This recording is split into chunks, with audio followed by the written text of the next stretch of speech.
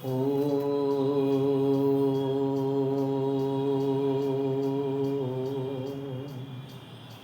आओ आज जानेंगे हम कि साधना काल का योग कैसे सिद्ध करें। मैं कहते हैं यह जीवन अनेक धाराओं से गुजरता हुआ एक धारा पर आकर मिल जाता है। इस जीवन में त्रैत द्वैत सब कुछ किसी अद्वैत को सिद्ध कर रहा होता है, लेकिन इस सिद्धि में द्वैत या त्रैत का कोई अस्तित्व नहीं है, ऐसा नहीं है। साधना काल और व्यवहार काल ऐसा ही एक द्वैत है जो काल रूपी अद्वैत की सिद्धि करता है। परम पूज्य गुरुदेव जी कहते हैं कि साध्य एक अर्थ में सब कुछ होता है, लेकिन केवल साध्य सब कुछ होता है, यह अवधारणा व्यक्ति को एक कर्मण्य बना देती है। इसलिए साधन और प्रक्रियाओं का भी महत्वपूर्ण स्थान है। इसलिए पूज्य गुरुदेव ने काल के ही दो भेद किए हैं, एक साधना काल और दूसरा व्यवहार काल।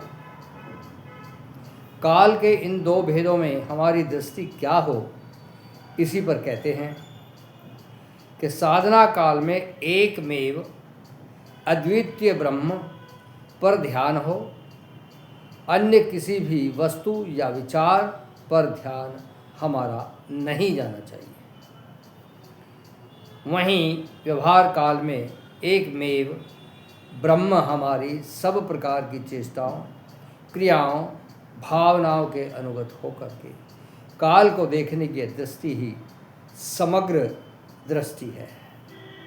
साधना काल में हम सर्वात्मना योग केंद्रित हो जाते हैं। एक क्षण के लिए भी योग से अन्यथा कुछ भी स्वीकार ना करें। शारीरिक और मानसिक स्थिति के जिस भी धरातल पर हम खड़े हैं, वहीं से योगस्थ होने का अभ्यास प्रारंभ हम कर दें। साधना काल में तन से क्रिया, मन से शुभ संकल्प, बुद्धि से दृढ़ निश्चय, हृदय से पवित्र भावों का अजस्त्र प्रवाह बहने दें।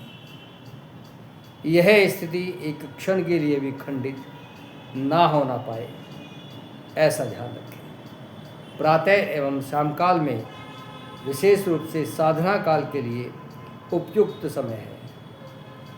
अतः प्रार्थना पूर्वक भावपूर्ण होकर हमने अपने सब प्रकार के सामर्थ्य, श्रेय, निरंतरता और संयम पूर्वक योग साधना में निरत रहें, ऐसा कहा है।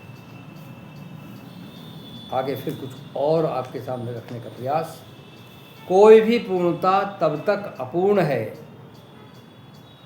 ये मंथन के मोती रख रहे हैं, जब तक वह सर्व समावेशी ना हो। पूर्णता कभी भी एकांगी व्यवस्था के समर्थक नहीं हो सकती। पूर्णता मतलब वैविध्य।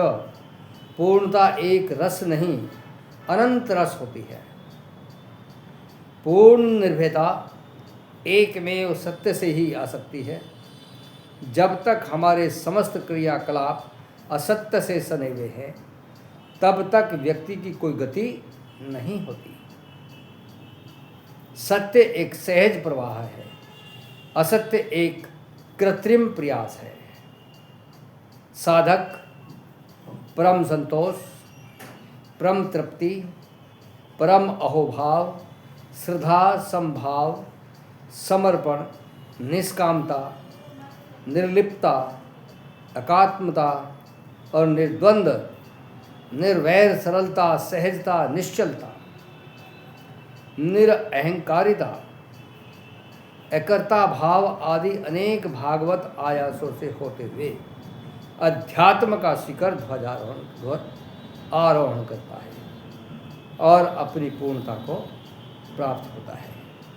तो कुछ विशेष आपके सामने रखने का हमने प्रयास किया है। साधना काल का योग कैसे हम सिद्ध करें, इसके बारे में कुछ विचार आपको दिए हैं।